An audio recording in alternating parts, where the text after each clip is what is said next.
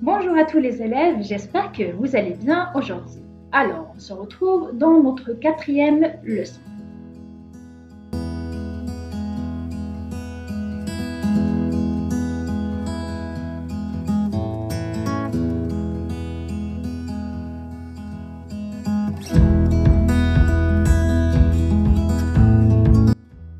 Donc, la dernière fois, nous avons fait les expansions du nom.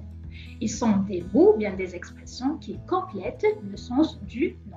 Nous avons fait l'adjectif qualificatif épithète et nous avons fait aussi le complément du nom qui est composé d'une préposition avec un nom ou un verbe. Il nous reste une troisième expansion. Quelle est donc la troisième expansion qui nous reste?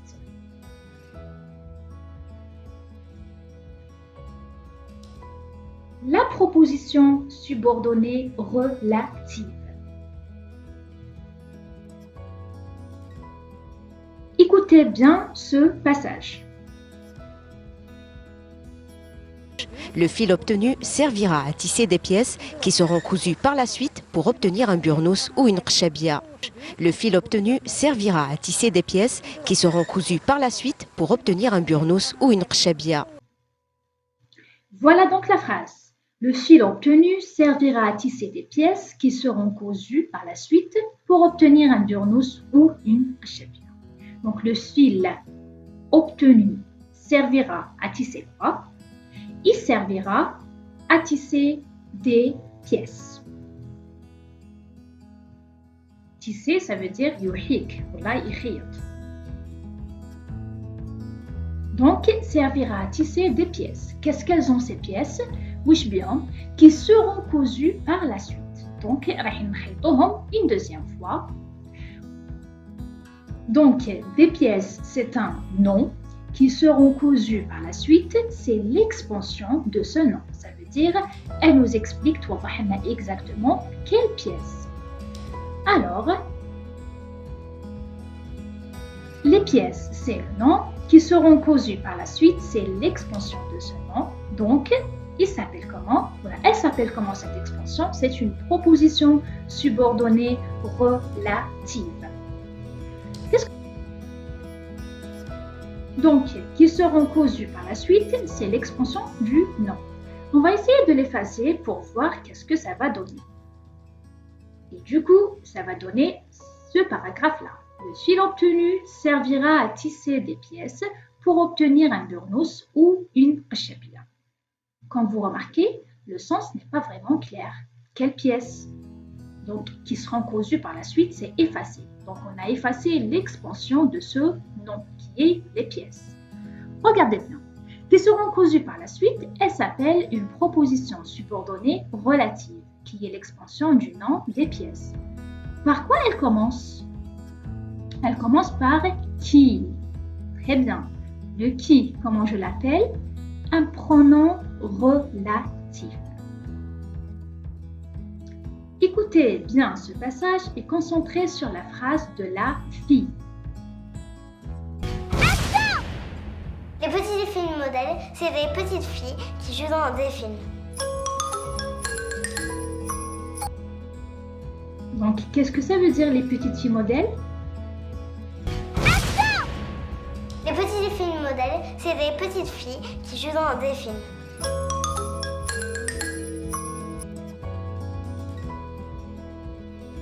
Voilà, les petites filles modèles sont des petites filles qui jouent dans des films. Imaginez si nous avons écrit comme ça. Les filles, ou bien les petites filles modèles sont des petites filles. Donc, on a ajouté qui jouent dans des films, c'est pour donner plus de sens au mot fille. Il y a le nom fille. Écoutez ce que Riyad Mahrez a dit et essayez de relever la proposition subordonnée relative.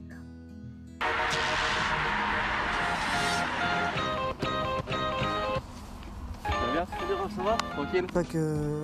À tous les joueurs qui ont ce rêve, qui croient en eux, je leur dis de jamais lâcher. Et c'est dur de garder les pieds sur terre? Deuxième écoute. À tous les joueurs qui ont ce rêve, qui croient en eux, je leur dis de jamais lâcher. Et c'est dur de garder les pieds sur terre? Voilà, donc à tous les joueurs qui ont un rêve et qui croient en eux, je leur dis de ne jamais lâcher. Donc on efface la proposition subordonnée relative, ça va donner à tous les joueurs, je leur dis de ne jamais lâcher. Le sens n'est pas vraiment clair. C'est qui? Quel joueur? Donc la proposition subordonnée relative, c'est qui ont un rêve et qui croient en eux. Donc c'est elle l'expansion du. Quel nom? C'est les joueurs. C'est le nom de cette phrase. On va voir d'autres exemples. Écoutez ce passage et relevez la proposition subordonnée relative. Premier, alors, Muriel Robin, c'est une actrice connue qui joue dans le film de Christophe Honoré, Blanc, comme moi. Une deuxième fois.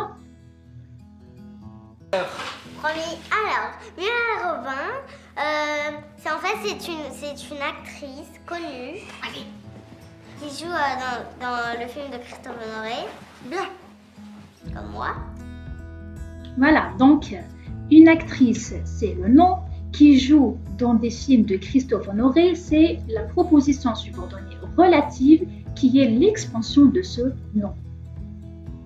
Écoutez ce passage aussi et essayez de relever la proposition subordonnée. Elle est un peu comme moi, gentille, grande, qui peut faire vraiment des bonnes blagues. Les sourcils bien brossés. Bon, bah c'est bon.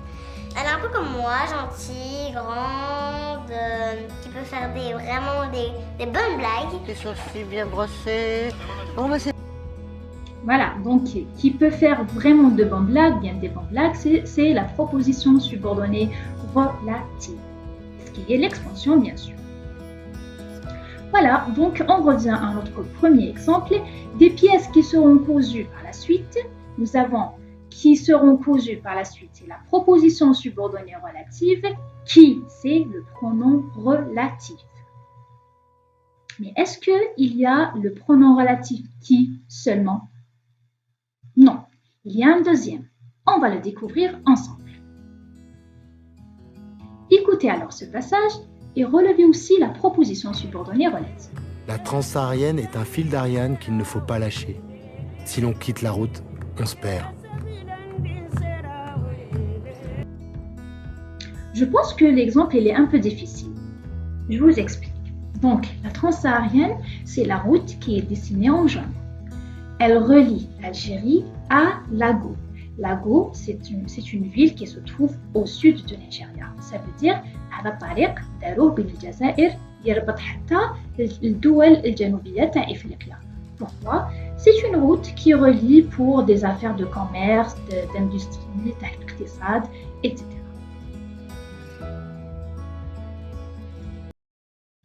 Voilà, donc اسمها la transsaharienne.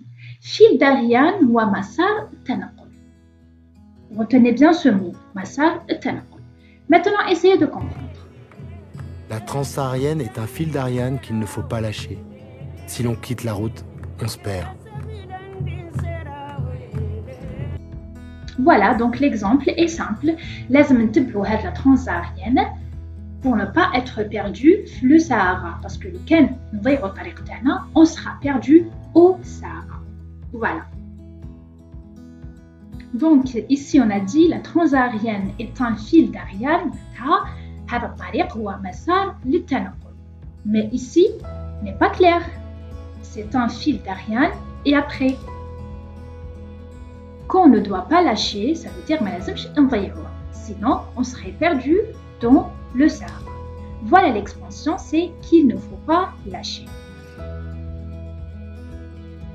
Voilà donc, comme je vous ai expliqué, un fil d'Ariane, c'est le nom. Qu'il ne faut pas lâcher, c'est l'expansion de ce nom, qui est une proposition subordonnée relative. Voilà, donc, elle commence par quoi cette proposition subordonnée? Elle commence par le pronom relatif que. Donc, la proposition subordonnée relative commence par un pronom relatif toujours. Nous avons qui, que. Il y en a d'autres, il y en a plusieurs, il y en a d'autres qui sont composés, mais هذو اللي تقراوهم هاد العام en troisième année qui sont les plus importants.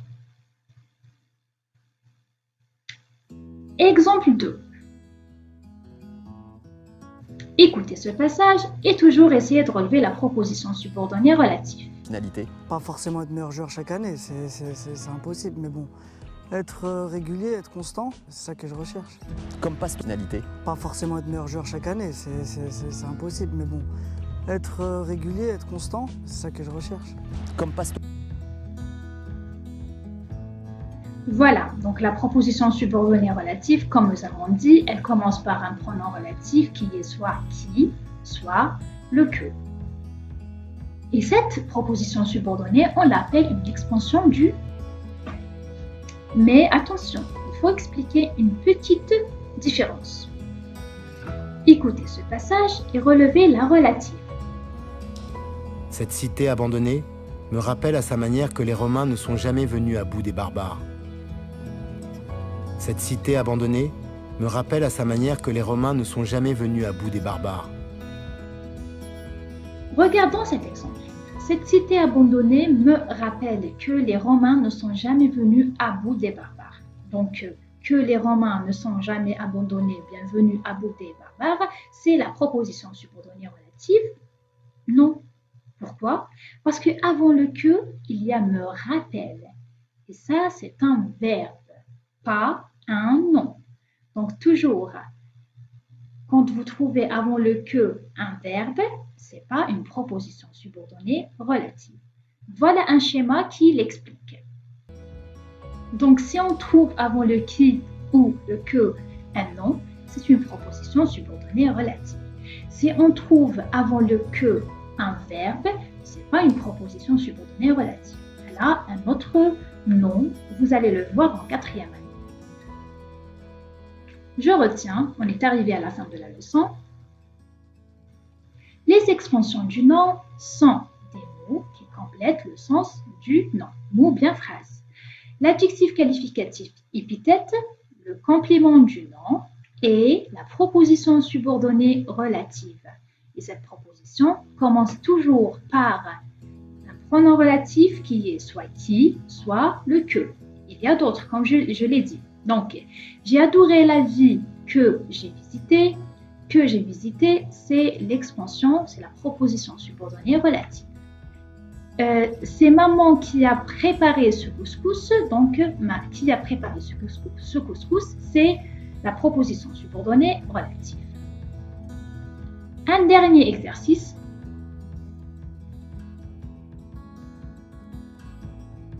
Écoutez ce passage et relevez toutes les expansions que nous avons étudiées. Adjectif qualificatif épithète, complément du nom et proposition subordonnée relative. Allez-y. Constantine est un joyau à part en Algérie. Ville de culture, c'est aussi la ville des oulémas, les théologiens qui étudient le Coran et la tradition prophétique. Constantine est un joyau à part en Algérie. Ville de culture, c'est aussi la ville des oulémas, les théologiens qui étudient le Coran et la tradition prophétique.